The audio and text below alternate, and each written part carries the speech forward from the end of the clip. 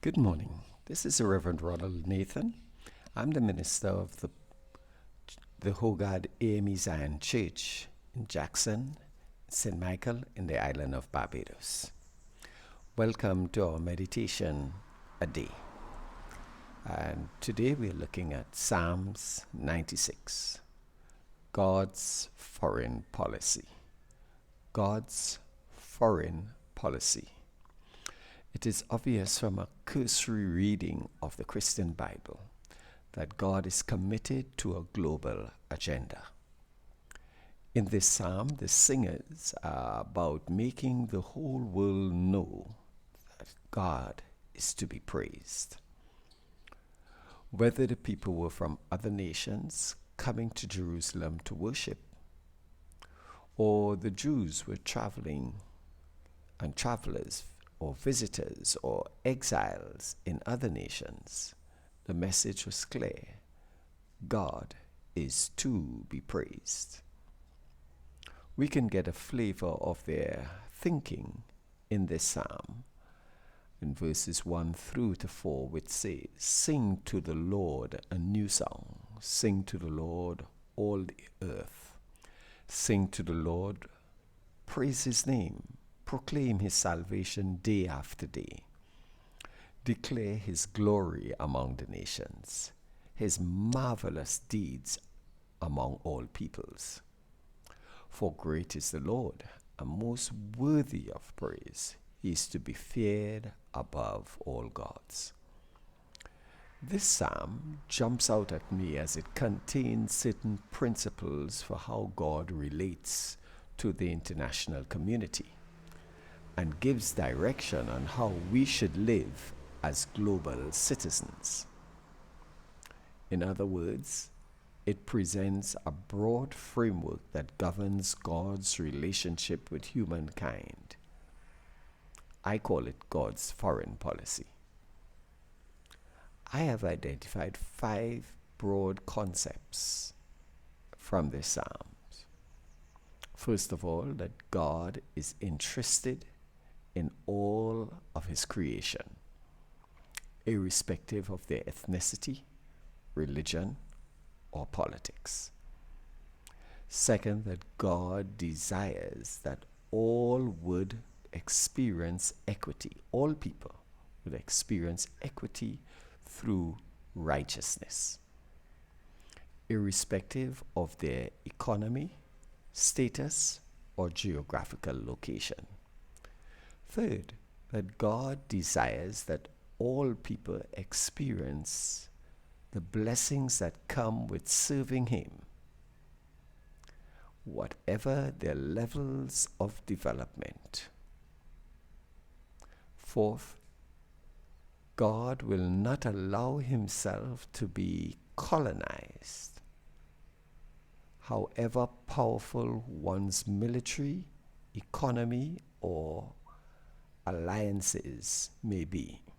And fifth, that God has global criteria and standards of behavior that is applicable to all people, whether you live in a small nation state like Barbados or a superpower like China. The fact remains that God has revealed his plan of international salvation through the nation of Israel.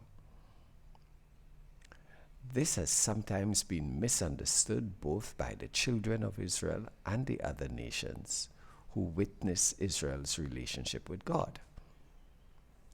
When Israel thought their special relationship meant they could nationalize God, their prophets had to show them that God's vision and mission was global. When Israel thought that God's favor to them exempted them from the international moral code, standards, and behaviors, the prophets warned them of pending doom. When Israel flouted the 10 Commandments and broke their covenant with God, God did not hesitate to punish them. When Israel got too big for their boots and thought their close proximity to the ritualized worship of God in the temple, and Jerusalem being the city of David, when they took that for granted and therefore meted out poor treatment to the poor, the sick, and the migrant, they saw the fruits of their failed domestic policies in a collapse of their economy and pending invasion. So the very songs they sung, the Psalms, would sometimes contradict their behavior. In verse 8 through to 13, it says, "Ascribe to the Lord the glory due to his name.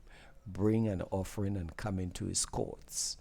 Worship the Lord in the splendor of his holiness. Tremble before him, all the earth. Say among the nations, the Lord reigns. The world is firmly established. It cannot be moved. He will judge the people with equity. Let the heavens rejoice. Let the earth be glad. Let the sea resound and all that is in it. Let the fields be jubilant and everything in them. Let all the trees, the forest, sing for joy. Let all creation rejoice before the Lord, for he comes. He comes to judge the earth. He will judge the world in righteousness and the peoples in his faithfulness." This psalm describes different ways in which human beings had organized themselves. So it speaks of them as nations, then all peoples, all the earth, all worshippers, all family of nations or alliances, all the world, all creation, the created order, the environment, creation, and all that is in it, meaning its populations. In other words, whatever rooting in the family of humanity you locate yourself in or with, ascribe to the Lord. All ye families of nations, ascribe to the Lord glory and strength. The desire for a new world order is inspired by God. Let us pray. Heavenly Father, we thank you for this day, and we thank you, O God, that all the nations of the earth is before you.